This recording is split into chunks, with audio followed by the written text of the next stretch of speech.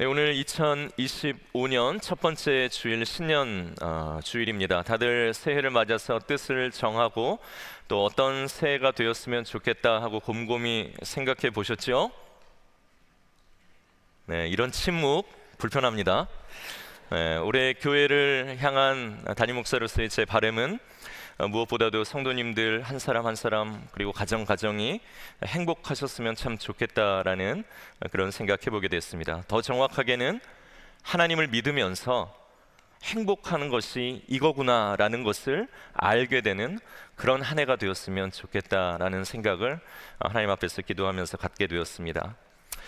올해 우리가 여러 가지 많은 뉴스들을 보면 그 어느 해보다 올해 좀 복잡한 해가 될 것 같다라는 생각이 듭니다. 한국도 미국도 그렇고 지도자들이 변화가 있을 것 같고 또 놀라운 기술들이 막 속속 등장을 하고 기존에 우리가 익숙했던 것들이 또한 역사 속으로 사라지고 떠오르는 것이 있고 가라앉는 것이 있고 연합하지만 또한 분열되기도 하고 또 잘 유지하다가 잃어버리기도 하는 이 세상의 소식을 보면 너무나도 우리에게 정신없는 그런 많은 소식들로 우리가 정신을 차릴 수 없게 되는 그러한 한 해가 되지 않을까라는 생각도 해봅니다. 이런 다양한 변화는 우리를 마치 롤러코스터처럼 우리를 위로 올리기도 하고 곤두박질 치기도 하고 또 낙심하게도 만들었다가 또 때로는 평안을 주기도 할 겁니다. 이런 다양한 변화와 또 두려움 속에서 우리의 생각과 마음을 지키는 길은 다른 것 없습니다. 변하지 않는 것을 꽉 붙드는 것밖에는 없지요. 그럼 변하지 않는 것이 무엇입니까? 그것은 하나님께서 우리를 늘 사랑하신다는 겁니다. 예수님께서 어떤 상황에서도 나를 놓지 않고 나와 동행하신다는 사실입니다. 사랑의 하나님이 내 갈 길을 인도하신다는 것, 이것은 많은 변화하는 세상 속에서 변하지 않는 한 가지 진리가 되어 우리로 하여금 그것을 꽉 붙들 때에 우리가 어떠한 순간을 만나든 그 안에 하나님을 보며 기뻐할 수 있고 소망을 이야기할 수 있고 은혜 가운데 행복을 살 수 있으리라 믿습니다. 하나님께서 우리를 늘 사랑하신다, 예수님께서 우리와 늘 동행하신다라는 이 하나님의 음성을 선명하게 듣는 시간이 바로 예배입니다. 그래서 올해 우리는 다시 예배의 자리로 돌아가서 그 하나님을 듣는, 그래서 그분의 약속과 말씀을 우리가 받고 매일을 살아갈 수 있는 그런 저희들의 삶이 되기를 주님의 이름으로 축복합니다. 물론 하나님의 말씀, 그분의 약속을 듣지 않고도 얼마든지 살 수 있습니다. 그러나 그 삶을 잘 보면 그것은 마치 돌보는 목자 없이 혼자 삶을 살아내고 이겨야 하는 목자 없이 방치된 양과 같은 모습입니다. 오늘 우리가 읽은 본문에서도 목자 없는 양에 대한 이야기가 나옵니다. 지난주 우리는 고향에 가셨다가 고향에서 배척을 받고 쫓겨나신 예수님의 이야기를 보았습니다. 쫓겨나신 주님은 여러 고을로 다니시면서 말씀을 전하시고 또 그의 12 제자들을 둘씩 짝을 지어서 여러 지역으로 보내시면서 그들에게 하나님의 나라의 복음을 전하도록 그렇게 예수님께서는 하셨습니다. 이렇게 전도 여행을 마친 후에 제자들이 다시 예수님께로 돌아왔습니다. 그런데 돌아온 제자들은 한숨 돌릴 여력도 없이 예수님께로 모여든 수많은 사람들을 응대하느라 밥 먹을 틈도 없었습니다. 예수님께서는 그 모습을 보시고 너무나도 안쓰러우셨는지 제자들에게 좀 우리가 한적한 곳으로, 사람이 없는 곳으로 가서 좀 너희들 쉬어야 되겠다라고 하시면서 제자들과 함께 배를 타고 일종의 피신을 하신 겁니다. 그런데 수많은 사람들은 오늘 이 예수님과 제자들이 어디로 갈 건지를 어떻게 알았는지 우버를 타지도 않고 거기까지 막 달려가지고 예수님을 만나기 위해서 왔습니다. 그리고 예수님과 예수님의 제자들보다 먼저 그곳에 도착해서 오늘 예수님과 제자들을 기다리고 있었습니다. 만약 저 같으면 막 짜증이 올라왔을 것 같습니다. 여러분도 그러겠죠? 새해부터 저만 나쁜 사람 되고 있어요. 지금 예수님께서는 이 몰려든 사람들을 보시고 목자 없는 양처럼 그들을 불쌍히 여기셨다라고 그렇게 말씀은 이야기합니다. 34절의 말씀입니다. 예수께서 나오사 큰 무리를 보시고 그 목자 없는 양 같음으로 인하여 불쌍히 여기사. 아마 이 본문으로 설교를 여러분들 많이 들으셨을 겁니다. 그래서 한 번쯤 들어보셨을 텐데, 여기 나오는 불쌍히 여기다라는 이 표현은 그 뜻이 창자가 끊어질 정도로 애가 끓는다라는 그런 표현입니다. 예수님께서는 오늘 자기를 보기 위해 수없이 몰려든 이 사람들의 눈을 보시면서 이 사람들이 꼭 목자 없이 돌봄을 받지 못하고 방치되어 살아가는 그런 양과 같아서 그 사람들의 처지를 보자 창자가 끊어질 정도로 마음이 아프셨다라고 마가는 기록하고 있는 것입니다. 이것은 예수님께서 이 땅에 오셔서 한 사람 한 사람을 만나셨을 때 그 사람들과의 만남이 어떤 의무감이나 잠시 후면 나는 떠날 것이기 때문에 내가 그냥 할 일을 한다라는 그런 무미건조함으로 사람들을 만나셨다는 것이 아니라는 것을 보여주는 것이죠. 그리고 오늘 이 시간 예수님을 목자로 알고 모여든 우리를 향해서도 예수님께서는 얼마나 창자가 끓는 애탐을 가지고 우리를 바라보고 계시는가라는 것을 오늘 우리가 이 말씀을 통해 보게 됩니다.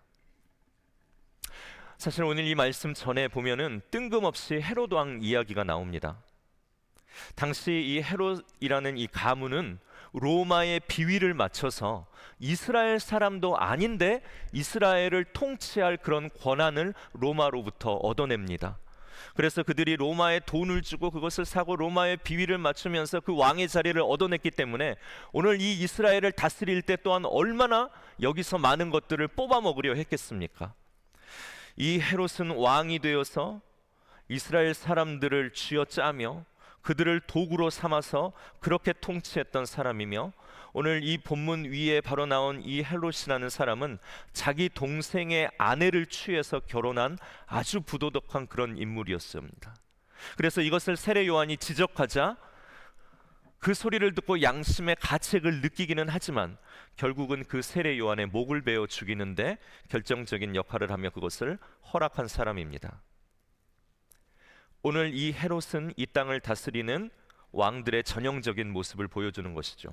이 땅의 왕들은 자기들의 욕망이 원하는 대로 자기들이 가지고 있는 힘을 가지고 자기들을 지배하는 사람들을 도구화하여서 그들을 통해서 모든 자기들의 부를 축적하고 그 인생을 즐기며 부도덕한 일도 서슴지 않고 합니다. 그러다가 옳은 소리를 낼라치면 그들의 목을 베어버리며 여전히 악을 행하며 달려가는 이 땅을 다스리는 모든 왕들의 전형적인 모습을 오늘 이 헤롯이 보여주고 있다는 것이죠. 그런데 그 헤롯이 다스리는 사람들이 오늘 예수님께로 찾아온 수많은 군중들의 삶이었다는 겁니다. 오늘 이 헤롯이 사람들을 대하며 선한 통치를 할 수 있었을까요? 이 왕들이 이들의 목자가 되어서 이들이 뭐가 부족하고 어떠한 상황들 때문에 안타까워하는지를 알면서 이들을 도와줄 수 있었을까요? 이 헤롯은 하나님께서 사랑하셔서 창조한 사람들을 도구로 사용하면서 그저 그들의 강한 자가 되어 그들을 억압하며 그들로 하여금 이익을 취하는 그러한 왕의 모습이었습니다.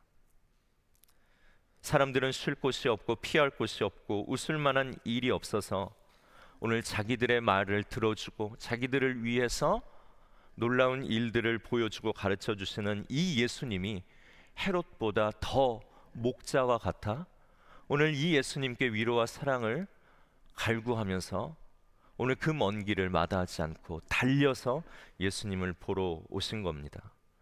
그 예수님을 보러 온 수많은 사람들의 눈빛을 보았을 때 오늘 이 예수님의 창자가 끊어질 것 같은 애통함과 안타까움이 예수님에게 있었다는 것입니다. 그래서 그들을 예수님께서는 어떻게 하십니까? 34절 마지막 부분이죠. 이에 여러 가지로 가르치시더라라고 나옵니다. 예수님은 자기를 향해 위로받기 위해 사랑받기 위해 무언가라도 조금의 도움을 얻기 위해 찾아온 이 사람들을 향해서 가르치셨다라고 나옵니다. 마가는 그 가르침의 내용이 무엇인가를 우리에게 정확하게 들려주고 있지는 않습니다. 그러나 우리는 마가복음의 주제를 알죠. 그리고 예수님이 나온 사복음서를 통하여서 예수님이 사람들에게 가르치시는 것이 무엇인가를 압니다. 마가복음에 나온 예수님의 첫 외침이 무엇입니까? 때가 찼고 하나님의 나라가 가까이 왔으니, 때가 찼고 하나님의 나라가 가까이 왔으니 회개하고 복음을 믿으라는 것이 예수님이 이 땅에 오셔서 가르치신 가르침의 내용입니다. 헤롯의 방식이 아니라 하나님 나라의 방식, 예수님이 보여주신 삶의 방식으로 임하는 그 하나님의 나라가 오늘 가까이 왔으니 이 나라의 사람이 되어 이 나라의 삶의 방식으로 살아가라라는 것이 예수님의 가르침이죠. 예수님은 예수님을 향해 찾아온 많은 사람들에게 먼저 빵이나 옷을 주시지 않았습니다. 먼저는 여러 가지를 가르치셨다라고 나옵니다. 하나님의 나라가 무엇인지, 그 나라가 헤롯의 나라와는 얼마나 다른지, 그 나라는 어떻게 우리 가운데 임하게 되는지, 그 나라가 임하게 되면 오늘 우리에게 부족한 이 빵과 떡과 옷이 어떤 식으로 우리 가운데 채워질 수 있는지를 오늘 예수님께서는 그들에게 가르치셨을 겁니다. 구약의 이사야 선지자는 메시아 예수님이 이 땅에 태어나시면 그분을 통하여서 어떤 나라가 이 땅에 펼쳐질까를 말씀으로 예언해 놓았는데요. 그것이 이사야 61장 1절에서 3절까지의 말씀입니다. 우리 이사야 61장 1절에서 3절까지의 말씀을 우리 다 같이 잘 생각하시면서, 그리고 이것이 예수님의 삶과 얼마나 연결되어져 있는지, 과연 예수님 때문에 이 말씀이 실현이 되었는가를 우리가 생각하며 함께 읽겠습니다. 주 여호와의 영이 내게 내리셨으니 이는 여호와께서 내게 기름을 부으사 가난한 자에게 아름다운 소식을 전하게 하려 하심이라. 나를 보내사 마음이 상한 자를 고치며 포로된 자에게 자유를, 갇힌 자에게 노임을 선포하며 여호와의 은혜의 해와 우리 하나님의 보복의 날을 선포하여 모든 슬픈 자를 위로하되 무릇 시온에서 슬퍼하는 자에게 화관을 주어 그 죄를 대신하며 기쁨의 기름으로 그 슬픔을 대신하며 찬송의 옷으로 그 근심을 대신하고 그들이 의의 나무 곧 여호와께서 심으신 그 영광을 나타낼 자라 일컬음을 받게 하려 하심이라. 아멘. 인간을 도구화하지 않고 나를 세워서 내 옆에 있는 사람들을 침략자로 간주하지 않고 하나님 나라의 방식으로 우리가 서로를 이렇게 대할 때에 그 나라가 어떤 모습이고 얼마나 좋을지를 오늘 예수님께서는 사람들에게 가르치신 겁니다. 헤롯의 통치를 받으면서는 한 번도 경험해 보지 못했고 살아보지 못한 이 나라의 이야기가 오늘 사람들은 얼마나 좋았는지, 이 예수님의 이야기를 듣다가 해가 지는 것도 모르고 배가 고픈 것도 몰랐습니다. 이 말씀을 준비하며 저의 설교도 그러기를 바라는데 좀 배가 고프시죠? 그래서 저는 빨리 끝내고 또 식사를 위해서 가도록 하겠습니다. 제자들은 날이 저물자 사람들이 걱정이 돼서 예수님께 말씀드렸습니다. 여기 외딴 곳이고 예수님 시간도 이미 늦었습니다. 그러니까 빨리 저들을 돌려보내셔서 주변에 있는 마을에 가서 스스로 좀 먹을 것들을 사 먹게 하십시오 라고 그렇게 말하죠. 그때 예수님께서 대답합니다. 그것이 37절에 있는 말씀인데요. 대답하여 이르시되 너희가 먹을 것을 주라 하시니 여짜오되 우리가 가서 200데나리온의 떡을 사다 먹이리까? 이렇게 대답을 합니다. 너희가 먹을 것을 주어라 라고 예수님께서 말씀하시자, 아니 우리가 어떻게 200데나리온의 그만큼의 떡을 지금 사다가 먹일 수가 있겠습니까? 한 데나리온은 그 당시 성인 남성이 하루 동안 일해서 번 하루 품삯입니다. 그러니까 200데나리온이라는 것은 엄청나게 큰 금액이죠. 예수님께서는 말씀하십니다. 38절 함께 우리가 38절의 말씀 읽습니다. 시작. 이르시되 너희에게 떡 몇 개가 있나 가서 보라 하시니 알아보고 이르되 떡 5개와 물고기 2마리가 있더이다 하거늘. 우리는 이 이야기를 들어서 너무나도 잘 알고 있습니다. 요한도 오늘 이 똑같은 이야기를 요한복음에 기록을 하고 있는데, 요한은 그때 빵과 그리고 물고기를 가져온 사람이 어린 소년이었다라고 그렇게 이야기합니다. 예수님께서는 그 소년이 가지고 나온 빵 5개와 물고기 2마리를 들고 하늘을 올려다보시며 그것을 축복하며 기도하십니다. 그리고 제자들에게 이것을 나누어 주라라고 명령하십니다.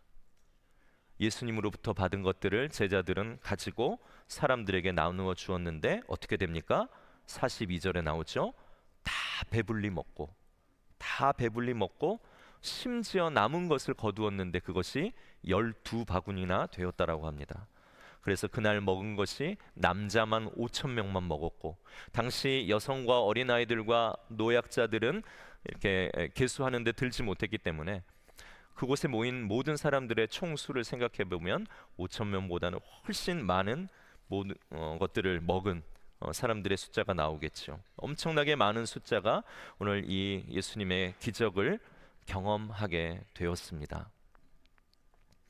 오늘 우리는 이 이야기를 어렸을 때부터 우리가 들어와서 너무나도 잘 압니다. 그래서 오늘 저는 다른 부분보다 오늘 이 기적 중에 나오는 예수님과 제자와의 한 대화의 부분들을 조금 더 생각해 보았으면 합니다. 예수님께서 제자들에게 이 사람들에게 먹을 것을 주어라 라고 말씀하시죠. 그때 제자는 그건 불가능한 일입니다 라고 이야기합니다. 왜냐하면 우리에게는 5천 명이 넘는 사람들을 먹일 수 있을 만한 돈과 음식이 없기 때문에. 그런데 여러분 생각해 보십시오. 예수님께서 너희들이 먹을 것을 주어라 라고 했을 때 예수님은 지금 제자들 수중에 200데나리온 정도의 엄청난 돈이 있을 거라고 생각했을까요? 설사 예수님이 200데나리온이라는 엄청난 돈을 제자들이 가지고 있을 거다라고 생각을 한다 해도 그걸 가지고 10,000명이 넘는 사람들이 먹을 것들을 그 주위에서 구할 수 있으리라고 예수님은 그렇게 믿고 지금 제자들에게 물어보신 걸까요? 5천 명이 넘는 사람들을 먹이는 것은 지금 우리 시대에도 갑자기 하기에는 힘든 일 아닙니까?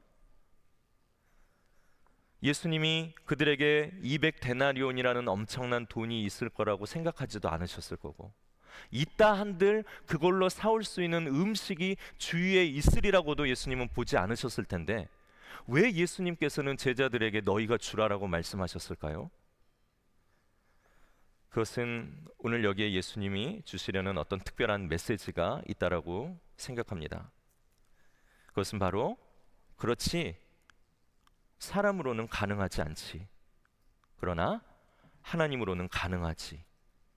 그곳에 모인 무리를 먹이는 것은 헤롯의 나라, 사람의 나라 방식으로는 가능하지 않지, 그러나 하나님 나라의 방법으로는 가능한 일이지 라는 것을 예수님께서는 알려주시기 위한 그러한 메시지로 오늘 그 질문을 던지시고 예수님께서는 그 일들을 행하신 것이라고 생각을 합니다. 오늘 예수님께서 어쩌면 제자들에게 듣고 싶었던 대답은 너희들이 먹을 것 주어라. 예수님, 우리가 할 수 있습니다. 우리가 어떻게든 해보겠습니다. 제가 한번 가서 사와 보겠습니다 라는 그러한 대답이 아니라, 예수님 우리 못합니다. 예수님 그거 우리 할 수 없습니다. 예수님 그게 어떻게 가능합니까? 예수님이 이 나라에서는 예수님의 그 말씀이 이루어질 수 없습니다 라고 하며 제자들의 한계, 그걸 보길 원하셨고, 제자들이 예수님 앞에서 자기들의 한계를 인정하면서 예수님만을 빤히 쳐다보기를 원하시는 것이 그때 예수님께서 이 질문을 제자들에게 던지셨던 참 의도가 아니었을까라는 것을 생각해 보게 됩니다. 이 세상의 방법으로는 우리는 서로를 채울 수 없습니다. 우리한테 누구를 먹여 살릴 만큼의 200데나리온이라는 엄청난 돈이 어디 있습니까? 있다 한들 우리의 마음이 그렇게 또한 선하고 의롭지도 않지 않습니까? 우리는 할 수 없습니다. 우리가 어떻게 그게 가능합니까? 그러나 예수님 우리를 보시면서 사람으로는 할 수 없지만 하나님으로는 할 수 있고, 헤롯의 나라, 미국의 교육으로 교육받은 우리는 그것을 할 만큼의 인격과 성품이 되지 못하지만 하나님 나라를 배운 우리는 능히 할 수 있다라고 우리에게 하나님의 능력을 가르쳐 주시는 일이라 믿습니다. 그래서 하나님의 나라를 살아가는 우리는 우리 자신으로는 그것을 할 만한 자원도 없고 마음의 능력도 없지만 오늘 예수님께서 우리를 보여주신 하나님의 방법, 하나님 나라의 방식이라면 오늘 우리는 능히 그 일을 순종하며 행할 수 있는 그러한 기적을 우리의 삶 가운데도 우리가 보일 수 있는 주인공들이 될 수 있다라는 것입니다. 광야에서 아무것도 먹을 것이 없을 때 하나님, 우리가 여기서 무엇을 먹을 수 있습니까? 이 많은 사람들이 어떻게 이 광야를 건너가도록 살 수 있습니까? 어디서 이 음식을 조달할 수 있습니까? 라고 사람들은 불평했지만 그 순간 모세를 통해서 하나님께서는 사람으로는 가능하지 않지만 하나님으로는 가능하고 하나님 나라의 방식으로는 가능하다라는 것을 보여주신 것이 만나와 메추라기의 기적이었습니다. 하나님 그것을 백성들에게 보이시면서 그것을 겨우 먹게 하지 않으시고 배부르게 먹이시고 그것을 남겨서 또한 거두게까지 하셨습니다. 십자가에서 우리의 죄를 위해 죽으실 때 우리는 그렇게 예수님 자신의 몸을 이 땅의 모든 사람들에게 주신 주님을 만났습니다. 하나님, 나를 구원할 만한 아무런 능력도 없습니다. 하나님, 내가 나를 구원한다고요? 하나님, 내가 나를 구원할 만한 능력이 있다고요? 나는 못합니다라는 그 우리 한계의 고백을 주님은 들으시고 오늘 우리가 할 수 없는 그 일을 예수 그리스도를 통해 하게 하심으로 그분이 우리를 위해 나누어지는 생명의 떡이 되게 하시고 그 떡을 받아 누리는 모든 사람들이 겨우 구원받거나 구원받는데 부족함이 있는 것이 아니라 풍성히 그분을 믿는 자들을 구원해 주시는 하나님의 구원을 우리가 기적으로 얻게 되었습니다. 오늘 말씀의 제목, 우리를 채우소서, 우리로 채우게 하소서입니다. 예수님은 우리의 결핍을 채우시고 우리의 허망한 자리들을 채우시는 놀라운 기적의 주님이십니다. 그리고 예수님께서 올 한 해 우리의 삶을 그렇게 채우시리라고 믿고 그 주님을 기대하며 나아갈 때 정말로 우리 예수님께서 우리의 삶의 결핍들을 채워 나아가시는 놀라운 기적들을 경험하리라고 믿습니다. 그리고 그렇게 우리를 채우신 이유는 그 삶을 가지고 우리끼리 좋아하고 우리 교회끼리만 형통하고 우리끼리만 즐거운 예배를 드리라는 것이 아니라 이제는 우리가 받은 그리스도의 은혜로 주님이 우리를 채우신 모든 자원으로 우리가 받은 것들을 또한 나누며 누군가의 삶을 채워갈 수 있도록 우리를 그 중간 다리의 역할, 복의 통로, 우리 교회가 즐겨 사용하는 하나님 나라의 복으로 우리를 삼으신 줄로 믿습니다. 예수님이 내게 채우신 것을 배워서 타인을 채우는 삶, 그것이 일어나는 세상이 되면 그 나라를 무엇이라고 합니까? 하나님 나라라고 합니다. 그리고 그런 삶을 인생의 목표로 살아가는 사람들을 뭐라고 합니까? 하나님 나라의 복이라고 부릅니다.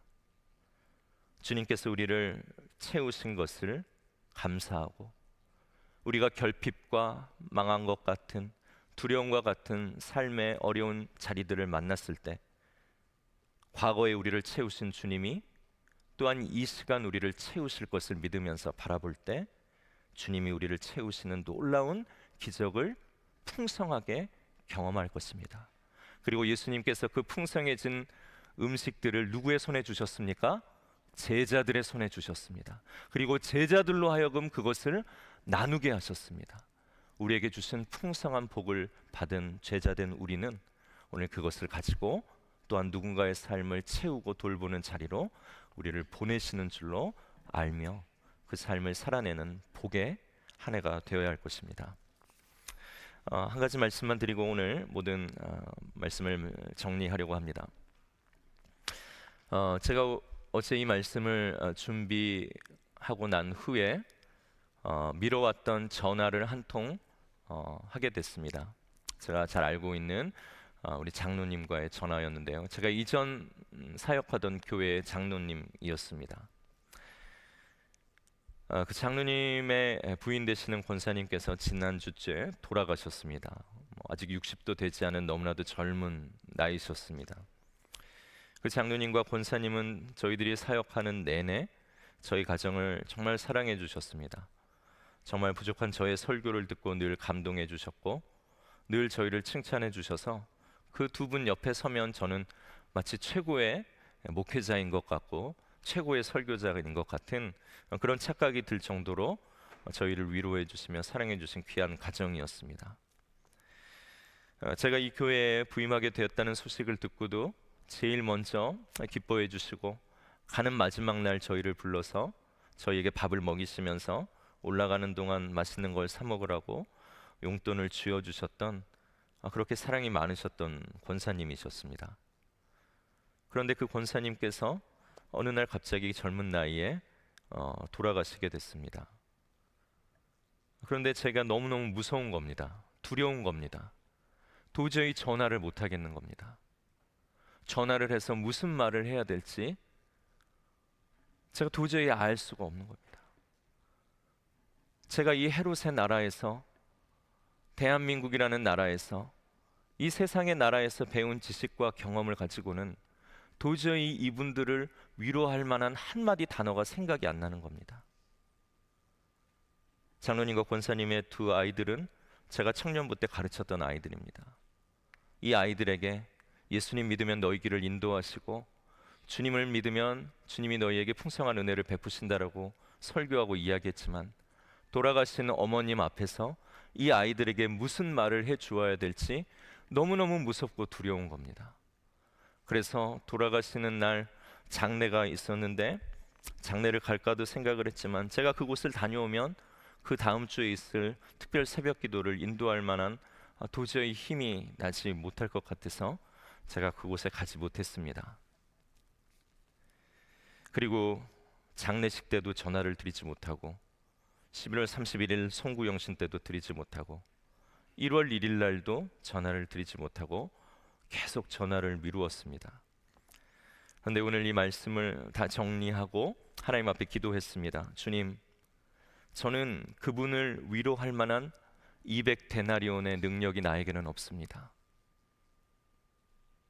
주님, 나는 그 아이들에게, 그 아이들을, 어머니를 잃은 그 아이들을 위해 위로할 만한 그런 말을 이 세상에서 나는 배워본 적이 없습니다. 나에게는 그러한 말들로 그들을 위로할 만한 200데나리온의 능력이 내게는 없습니다. 그러나 나는 못하지만, 나는 무능하지만 하나님은 하실 수 있습니다 하고 전화를 해서 장로님과 함께 삶을 나누고 권사님의 이야기들을 함께 또 추억하고, 제 말이 아니라, 제가 이 세상에서 배운 위로가 아니라 하나님의 말씀, 그 살아계신 하나님의 말씀으로 장로님과 함께 기도하고 대화를 마치고 전화를 끊었습니다. 제 경험이나 제가 가지고 있는 인격으로는 아무것도 할 수 없다라는 것을 매일매일 경험합니다. 그러나 그 순간 나는 할 수 없지만 오늘 이 기적을 이루시는 우리 주님은 하실 수 있고, 이 세상의 방법으로는 나를, 그들을 위로할 만한 단 하나의 단어도 발견할 수 없는 무능한 사람이지만, 오늘 주님의 말씀은 그분들에게 생명의 소망을 줄 풍성한 단어들로 가득 차 있다라는 것을 믿고 그 주님을 나누는 것이 나를 채우고 누군가를 채우는 그리스도의 기적이라고 믿습니다. 여러분, 우리가 자녀들을 교육할 때 그 자녀들을 올바로 키울 만한 200데나리온의 능력이 우리에게 있습니까? 없습니다. 우리가 가정을 사랑해서 이루었지만 그 가정을 온전히 지켜낼 만한 능력이, 그런 200데나리온의 능력이 우리에게 있습니까? 없습니다. 하나님께서 우리를 아름다운 교회로 서로 위로하라라고 가족처럼 이렇게 주셨지만, 우리끼리 분열하지 않고 주님이 주신 목적들을 이루며 나아가는 교회가 되기 위한, 그것을 이루기 위한 200데나리온의 능력이 우리에게 있습니까? 없습니다. 우리는 그래서 주님 앞에 늘 얘기하는 겁니다. 주님, 나는 무능합니다. 주님, 이것이 내 한계입니다. 나는 할 수 없습니다. 이 땅에서 배운 교육, 이 땅에서 배운 사랑, 이 땅이 이야기하는 것을 가지고는 하나님, 나에게는 아무런 능력이 없는 것을 내가 늘 압니다. 그러니 주님, 나를 채워주십시오. 주의 말씀으로 채워주시고 주님의 소망으로 채워주시고 변하지 않는 하나님의 진실된 약속으로 나를 채워서 오늘 나로 무너지지 않게 살아갈 수 있도록 도와주십시오. 그리고 나를 채우신 주님을 경험하면 이제는 나도 누군가의 삶을 채우기 위해 보내는 곳으로 내가 가겠습니다 하며 우리가 또한 나아갈 사람들이 되지 않겠습니까? 그것이 너는 복이 될지라. 나는 우리 교회가 가장 사랑하는 또한 말씀이고 또 주제가 되기를 원합니다.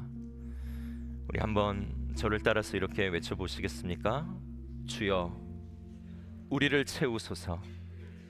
주여 우리로 채우게 하소서.